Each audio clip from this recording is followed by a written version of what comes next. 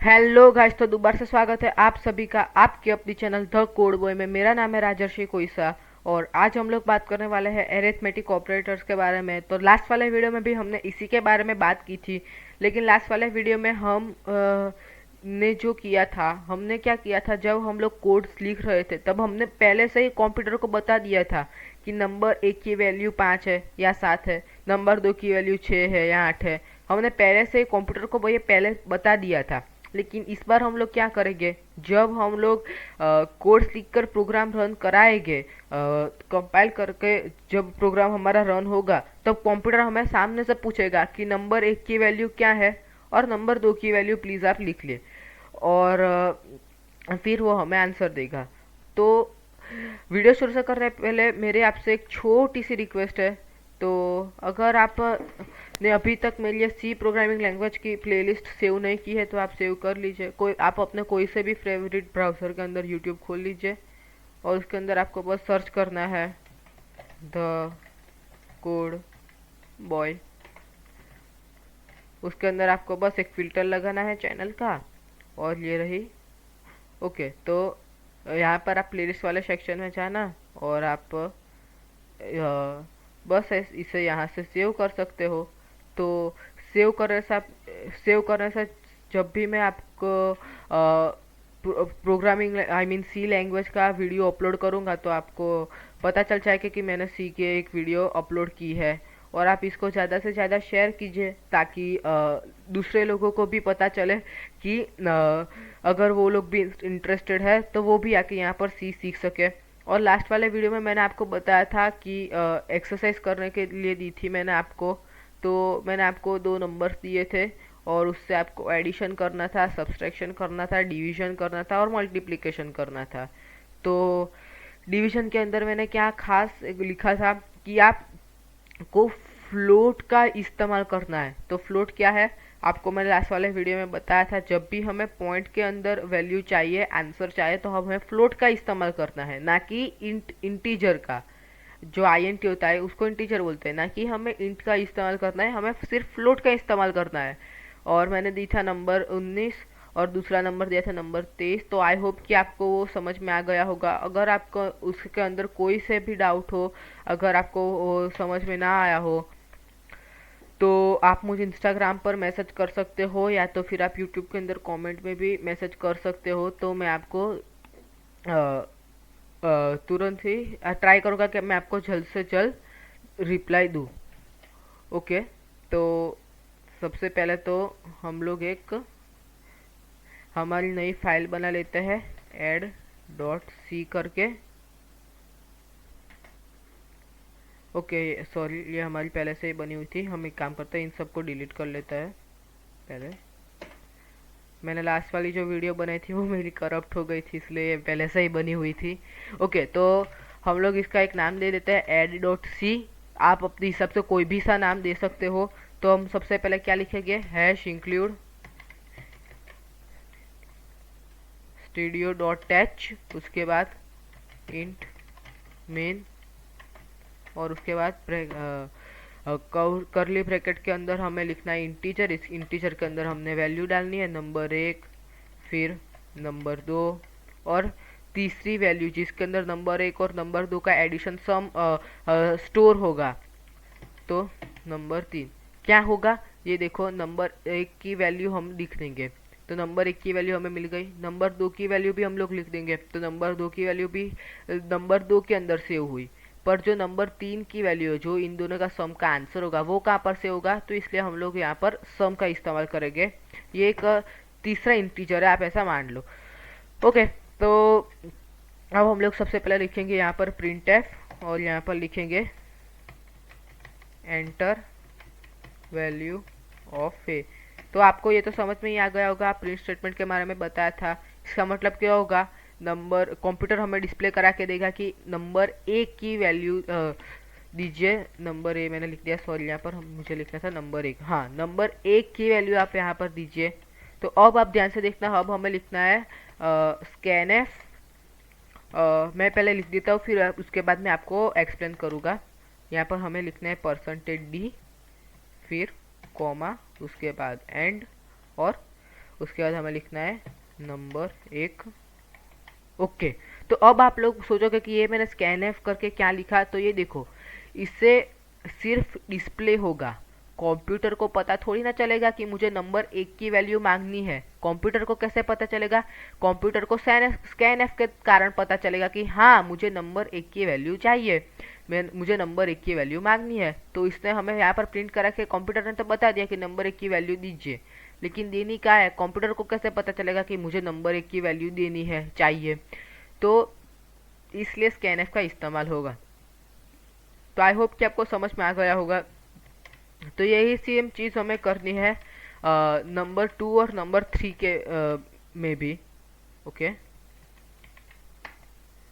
Sorry, number 3 मैंने बोला, number 2। तो हमने सेम चीज़ यहाँ पर नंबर 2 के भी लिए भी कर दी। नंबर 2 की वैल्यू दीजिए, और फिर नंबर 2 की वैल्यू चाहिए हमें, और कंप्यूटर हमें बताएगा कि हमें चाहिए।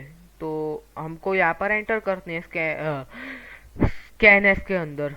अब हमें यहाँ पर लिखना है बस sum equal to number 1 plus number 2, और यहाँ पर हमें लिखना है प्रिंटएफ, और उसके अंदर ब्रैकेट के अंदर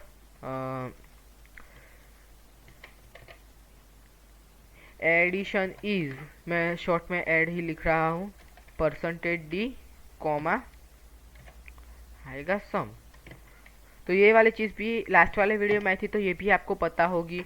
%d का मतलब होता है इंटीजर। अगर यहाँ पर मैंने इंटीजर की जगह फ्लोट लिया होता तो मैं %f लिखता।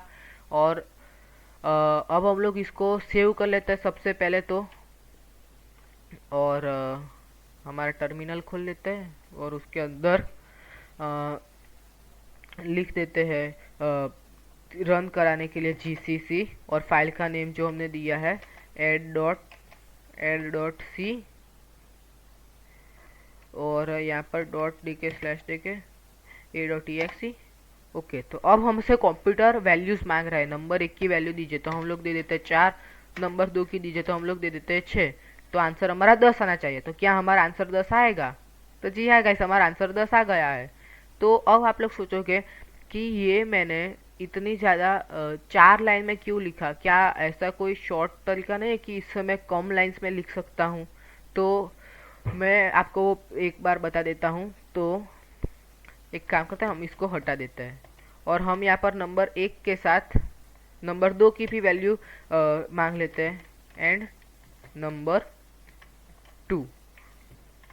तो कंप्यूटर अब डिस्प्ले करेगा कि नंबर 1 और नंबर 2 की वैल्यू दीजिए। तो अब हमें क्या करना है, स्कैनएफ के अंदर भी %d लिखना है यहाँ पर। उसके बाद जो ये है उसे वैसे ही रहने देना है, बाद स्पेस, उसके बाद एंड, और उसके बाद नंबर 2। ओके, तो ये हमारा हो चुका है। तो जो चीज़ के लिए हमने 4 लाइन में लिखा थे, वो चीज़ अब हमने सिर्फ और सिर्फ दो लाइन में ही लिख दिया है। तो अब हम लोग इसको रन करके देख लेते हैं। GCC, फाइल का नेम add.c, उसके बाद /। ओके, अब हमसे वैल्यू मांग रहा है 23 देता हूँ, और नंबर 2 के अंदर मैं देता हूँ 2। तो ये देखो, हमारा आंसर 25 आ चुका है। तो आई होप कि आपको ये समझ में आ गया होगा। और अब हम लोग यही चीज़ डिवीजन के अंदर भी कर लेते हैं, क्योंकि उसके अंदर हमको फ्लोट लेना पड़ेगा। तो मैं सबसे पहले तो इसे सिंपली यहाँ से कॉपी कर लेता हूँ, और हम लोग यहाँ पर एक नई फाइल बना लेते हैं div.c, और यहाँ पर वो वाला ही कोड पेस्ट कर लेते हैं। तो अब हम लोग इसके अंदर सबसे पहले जो चेंज करेंगे वो होगा, एडिशन की जगह हम लोग डिवीजन का सिंबल यूज़ कर लेते हैं, और यहाँ पर सम को निकाल कर div लिख देते हैं, और यहाँ पर %d छोड़कर %f, यहाँ पर %f div।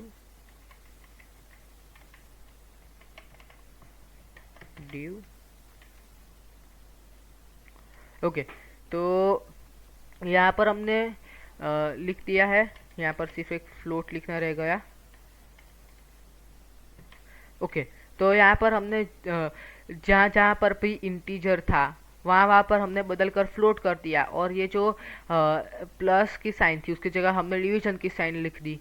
और यहाँ पर जो सम था उसको छोड़कर मैंने डिवीजन लिख दिया। और एक काम करते हैं, हम प्रिंट के अंदर भी लिख लेते हैं आंसर इज। ओके, तो हम लोग सबसे पहले इसको सेव कर लेते हैं। उसके बाद हम लोग gcc div.c/, अब हमसे वैल्यूज मांग रहा है तो हम लोग दे देते हैं 4 और दूसरे की दे देते हैं 5। तो ये देखो हमारा आंसर आ चुका है 0.8000। तो ये चीज़ एक थी। और आपको एक चीज़ पे ध्यान देनी है कि आपको इसके अंदर लॉजिक सीखने हैं। अगर आपको लॉजिक आ गए तो आप कर सकते हो इजीली।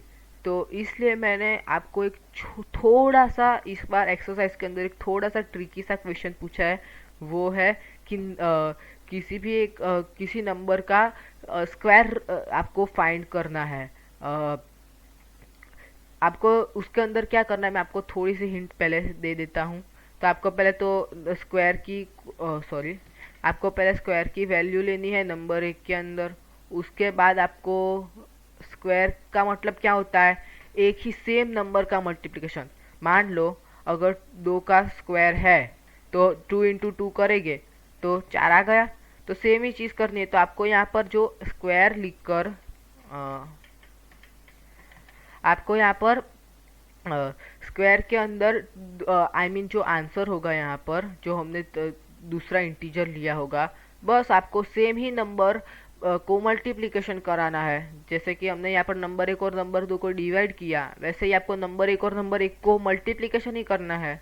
तो सिंपल है, आप ये खुद से ट्राई कर सकते हो। मैंने आपको एक हिंट दे दी है।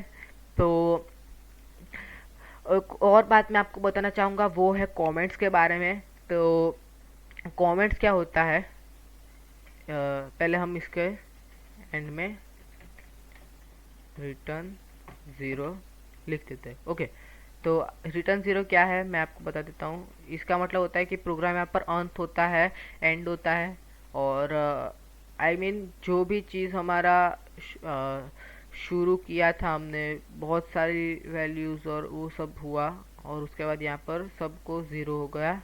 टोटली फिनिश, हमारा ये प्रोग्राम ख़त्म हो चुका है। आप इसको सिंपल भाषा में ऐसे समझ सकते हो, वरना तो टेक्निकल भाषा में आपके लिए थोड़ा सा भी के लिए मुश्किल होगा। लेकिन आपने बहुत सारी चीज़ें सीख ली है अभी, और अब आपको बहुत सारी चीज़ें आगे भी आने वाली है। तो ओके, तो पहले मैं आपको ये बता देता हूँ कमेंट्स के बारे में। तो कमेंट्स क्या होता है, मान लो कि अगर आप ऐसे कोड लिख रहे हो, मान लो कि आपने ये सारा कोड लिखा, ठीक है, और आपने कोई एक ऐप बना ली, ठीक है, मान लो कि आपने एक ऐप बनाई है, उसके अंदर बहुत सारे आपने कोड्स लिखे हैं। तो आप क्या करोगे, उसके अंदर बीच बीच में ऐसे कमेंट्स करते जाओगे कि मान लो कि आपने सॉरी ये सारा आपने जो है ये आपने एक कोड लिखा है, ठीक है। तो अब आप लोग क्या करोगे, यहाँ पर कमेंट डालोगे और उसके अंदर लिखोगे कि जंप, हाँ जंप बटन। तो आपने ये सारी कोड जंप बटन के लिए की होगी, तो आप लोग यहाँ पर लिख दोगे कि ये जंप बटन की कोड है। तो जब आप उसके अंदर कुछ भी उस कोड को आप अपडेट कर रहे होगे, आप या तो फिर कोड के अंदर किसी चीज़ को सुधार रहे होगे, सही कर रहे होगे, तो आपको पता चल जाएगा ये तो जंप का बटन के लिए है, तो मुझे इसके अंदर क्या कुछ अलग करना है। तो ये होता है। तो ये तो हुआ एक ही लाइन में, आप इससे सिर्फ एक ही लाइन में कमेंट कर सकते हो। मैं यहाँ पर दूसरी लाइन में लिखूंगा तो यहाँ पर तो कमेंट नहीं होगा। तो हमें एक से ज़्यादा लाइन में कमेंट करनी हो तो क्या करना होगा, तो हमें सिंपली लिखना है स्लैश और उसके बाद स्टार। इसके बाद आप जितनी भी लाइन में लिखोगे वो सारे कमेंट्स ही कमेंट्स होगी, और हमको जब भी एंड करना हो तो स्टार और उसके बाद स्लैश। अब आप जैसे भी लिखोगे तो ये कमेंट्स नहीं होगी। तो बस गाइस, आज के इस वाले वीडियो में इतना ही। मैं आप लोगों से मिलूँगा नेक्स्ट वीडियो में। तब तक के लिए गुड बाय। मैं आपको एक्सरसाइज दे देता हूँ, आप उसको ज़रूर से करना। तो आज के इस वाले वीडियो में इतना ही। मैं आप लोगों से मिलूँगा नेक्स्ट वीडियो में। Good bye and keep learning.